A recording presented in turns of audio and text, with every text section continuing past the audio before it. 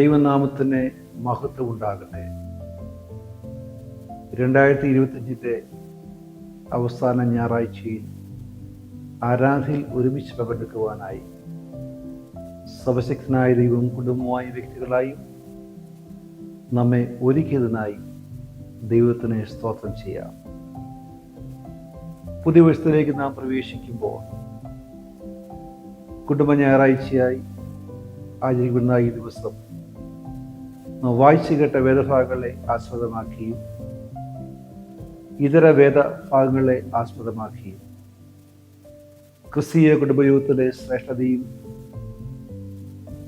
ക്രിസ്തീയ കുടുംബജീവിതത്തിൻ്റെ പവിത്രതയും വേദപുസ്തക സ്ഥാനത്തിൽ പഠിക്കുവാനായി നമുക്ക് ഇടയാകട്ടെ.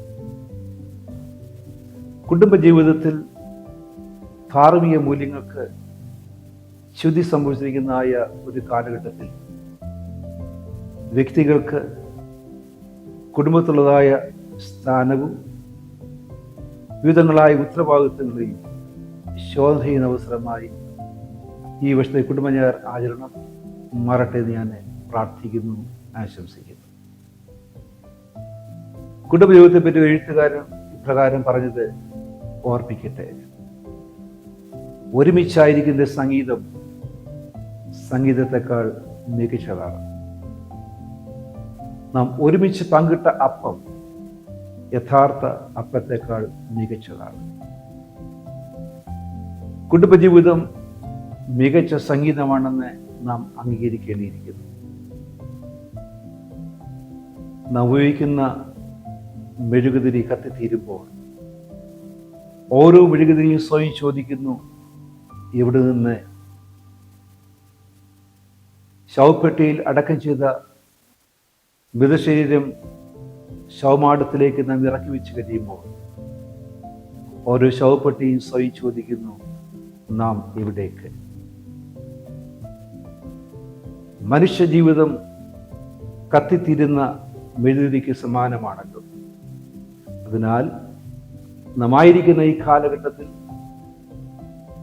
അനേക കുടുംബങ്ങളും ജീവിതങ്ങളും ശാരീരികവും മാനസികവുമായ വ്യഥകൾ മനസ്സിലൊതുക്കി തകർന്നുകൊണ്ടിരിക്കുമ്പോൾ സമാധാനത്തിൻ്റെയും സന്തോഷത്തിൻ്റെയും സമൃദ്ധിയുടെയും ഇടമായ കുടുംബം പടുത്തുയർത്തുവാനായി നമ്മെ ദൈവം സഹായിക്കട്ടെ എന്ന് പ്രാർത്ഥിക്കുന്നു. സമൂഹത്തിലും വ്യക്തി ജീവിതത്തിലും അനുദിനം സംഭവിച്ചിരിക്കുന്നതായ ദൈനംദിന ജീവിത സാഹചര്യങ്ങളെ വിശകലനം ചെയ്യുന്നതിനുമായി ഇവിടെ കുടുംബം മാറട്ടെ. ഇന്നത്തെ വേദഭാഗങ്ങളുടെ കുടുംബജീവിതത്തെ പറ്റി നാം ചിന്തിക്കുമ്പോൾ ഒന്നാമതായി ദീർഘക്ഷമയെ പറ്റി നമുക്ക് ചിന്തിപ്പാനായി ഇടയാകണം. അക്രമരഹിത കുടുംബജീവിതം അതിൻ്റെ ഉറപ്പായിട്ടാണ് ദീർഘക്ഷമയെ നാം ഏവരും കാണേണ്ടത്. ക്ഷമിക്കാത്ത കുടുംബത്തിന് നിലനിൽപ്പല്ല എന്നത് നാം കണ്ടുകൊണ്ടിരിക്കുന്നുവല്ലോ. നിസ്സാരമായി തള്ളിക്കളയുവാൻ സാധിക്കുന്നതിനെ തള്ളിക്കളയുവാനും ക്ഷമിക്കുവാൻ സന്നദ്ധത കാണിക്കുകയും ചെയ്താൽ കുടുംബബന്ധങ്ങൾ ശിഥിലമാകാതെ സൂക്ഷിക്കുവാൻ നമുക്ക് സാധിക്കും. ജോസഫിന്റെ ജീവിത മാതൃക നമ്മെ ഇവിടെ പഠിപ്പിക്കുന്നത് സ്വന്തം സഹോദരന്മാരെ ദുഷിക്കപ്പെട്ടും തിന്മ അനുഭവിച്ചതായ ജോസഫ് തനിക്ക് ലഭിച്ച അധികാരവും പദവിയും സ്വാധീനവും അവരോട് വെറുപ്പോ വിദ്വേഷമോ കാണിക്കാതെ അവരുടെ ജീവിത സാഹചര്യത്തെ മനസ്സിലാക്കി അവരെ സംരക്ഷിക്കുവാനും കരുതുവാനും തയ്യാറായതായി നാം ഓർക്കുന്നുവല്ലോ. പ്രിയമുള്ളവരെ, നാം ഒരുമിച്ച് കുടുംബ ഞായറാഴ്ചയായി ആചരിക്കുമ്പോൾ ദൈവത്തിൻ്റെ ദിവ്യമായ സാന്നിധ്യം നമ്മളോടുകൂടി നിശ്ചയത്തോടുകൂടി ദീർഘക്ഷമ ജീവിതത്തിൽ പകർന്നുകൊണ്ട് ക്രിസ്തീയ കുടുംബജീവിതത്തിൻ്റെ പവിത്രത പങ്കിടുവാനായി ദൈവം നമുക്ക് ഇടയാക്കട്ടെ. പരസ്പര സമർപ്പണത്തിലൂടെയും അംഗീകരണത്തിലൂടെയും അർപ്പണത്തിലൂടെയും ദൈവത്തിന് സമർപ്പിതമായ കുടുംബജീവിതം നയിക്കുവാൻ നാം വിളിക്കപ്പെട്ടിരിക്കുന്നു. നമ്മുടെ കുടുംബജീവിതത്തിന്റെ കേന്ദ്രം കർത്താവായ യേശു ക്രിസ്തുവാണല്ലോ.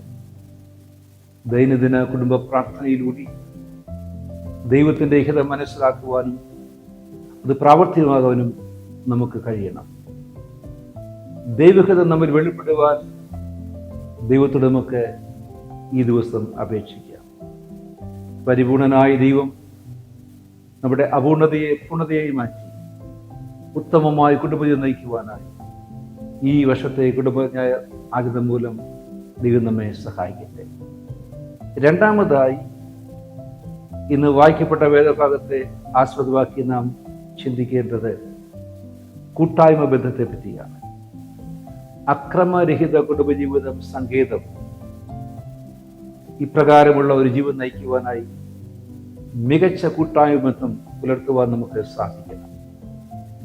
കുടുംബാംഗങ്ങൾ തമ്മിലും ദൈവവുമായും മറ്റുള്ളവരുമായും ഊഷ്മളമായ ബന്ധം നിലനിർത്തേണ്ടത് ആവശ്യമാണ്.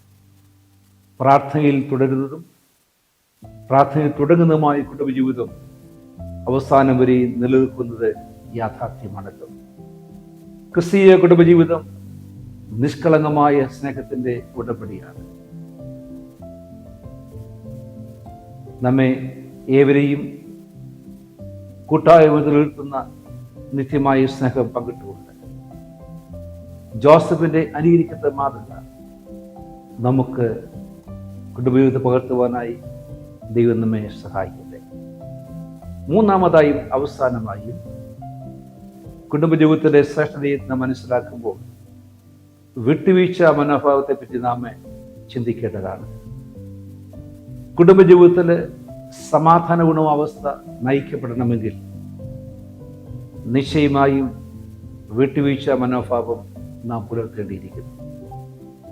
മാതൃകാ കുടുംബത്തെ സൃഷ്ടിക്കുന്ന പ്രധാന ഘടകമെന്നത് വിട്ടുവീഴ്ച മനോഭാവമാണെന്ന് നാം ഏവരും മനസ്സിലാക്കണം. ഇന്ന് വായിക്കപ്പെട്ടതായ വേദഭാഗം കൂടി വിശിഷ്യ സുവിശേഷ വേദഭാഗം നമ്മെ പഠിപ്പിക്കുന്നത് സകലവും നഷ്ടപ്പെടുത്തതായ മകൻ മടങ്ങി വന്നപ്പോൾ പിതാവ് തന്റെ ദിവ്യമായ സ്നേഹത്താലും കരുതലാലും സ്വീകരിച്ചതിനെ പറ്റി ആണല്ലോ. എല്ലാം നഷ്ടപ്പെടുത്തി മടങ്ങി വന്ന പുത്രനെ സ്വീകരിക്കുന്ന പിതാവിന്റെ സ്നേഹം ഇവിടെ മാതൃകാപരമാണ്. വിട്ടുവീഴ്ച എന്നത് പാപത്തോടുള്ളതായ സന്ധിയല്ല, മറിച്ച് പാപത്തെ അതിജീവിക്കുന്ന ദൈവകൃപ പ്രാപിക്കുന്നതാണ്. ഇന്ന് നാം അറിയുന്ന പല കുടുംബങ്ങളിലും ശിഥിലമാകുന്നതിന് കാരണം വിട്ടുവീഴ്ച മനോഭാവം ഇല്ലാത്തതാണെന്ന് അറിയുന്നുവല്ലോ. ലഘുവായ പ്രശ്നങ്ങളെ ഗുരുതരമാക്കുവാനായിട്ടും ഗുരുതരമായ പ്രശ്നങ്ങളെ ആളിക്കത്തിക്കുവാനും വിട്ടുവീഴ്ച മനോഭാവം ഇല്ലാത്ത അവസ്ഥ സംജാതമാകും. മാനസിക സമ്മർദ്ദത്തിൻ്റെയും ജോലി ഭാരത്തിൻ്റെയും സാമ്പത്തിക വൈഷമ്യത്തിൻ്റെയും മധ്യത്തിൽ നാം ആകുമ്പോൾ നമുക്ക് ആശ്രയം സംഗീതവുമായ ദൈവത്തിന് മുഖത്തേക്ക് നോക്കുവാനായി നമുക്ക് ഇടയാകട്ടെ. സംഗീതനക്കാരൻ്റെ വാക്കുകൾ ഇവിടെ യാഥാർത്ഥ്യമാകട്ടെ. ഇതാ സഹോദരന്മാർ ഒത്തൊരുമിച്ച് വസിക്കുന്നത് എത്ര ശുഭവും എത്ര മനോഹരവുമാണ്. യഥാർത്ഥമായ ഉത്തമമായ കുടുംബജീവിതം നയിക്കുവാനായി ഈ ദിനങ്ങളിൽ ദൈവം നമ്മെ സഹായിക്കട്ടെ. വരും വർഷത്തിലും എല്ലാ നന്മകളും നടന്നുകൊണ്ട് ഉത്തമമായ കുടുംബജീവിതം നയിക്കുവാൻ സർവശക്തനായ ദൈവം നമ്മെ ഏവരെയും സഹായിക്കുമാറാകട്ടെ. ആമേൻ. നമുക്ക് പ്രാർത്ഥിക്കാം. സ്നേഹവാനായ ദൈവമേ, ഞങ്ങളുടെ സ്വർഗ്ഗസ്ഥ പിതാവേ, കുടുംബ ഞായറാഴ്ച ആചരിപ്പാനായി അടിയങ്ങളെ ഒരുക്കിയ മഹാസ്നേഹത്തെ ഓർക്കുന്നു. ദൈവം കൂട്ടിച്ചേർത്തവരെ മനുഷ്യൻ വേർപിരിക്കുന്ന ന്യായമല്ല നിങ്ങൾ ഉപദേശിച്ചതുമായ കർത്താവേ, ഞങ്ങൾക്ക് തന്ന കുടുംബജീവിതത്തിനായി നിന്നെ സ്തുതിപ്പാൻ ഞങ്ങളെ അനുവദിക്കണമേ. കർത്താവേ, സഫീന കുടുംബത്തിലും ഉത്തമമായി മാതൃകയായി ജീവിപ്പാൻ അടിയങ്ങളെ സഹായിക്കണമേ. ഇന്ന് ആരാധന ഒരുമിച്ച് പങ്കുചേരുമ്പോൾ തമ്മിൽ ഞങ്ങളുടെ ജീവിതത്തിൻ്റെ എല്ലാ അവസ്ഥയും മറന്ന് ക്ഷമയോടും വിട്ടുവീഴ്ചയോടും കർത്താവെ കരുതലോടും കൂടി പ്രവർത്തിപ്പാൻ ഞങ്ങളെ സഹായിക്കണമേ. പുതിയ വർഷ പിതാവെ, ദൈവിക നന്മയുടെയും അനുഗ്രഹത്തിൻ്റെ വർഷം മാറ്റുവാൻ കർത്താവ് സഹായിക്കണം. യേശു മൂലം പ്രാർത്ഥന കേൾക്കണമേ. ആമേൻ.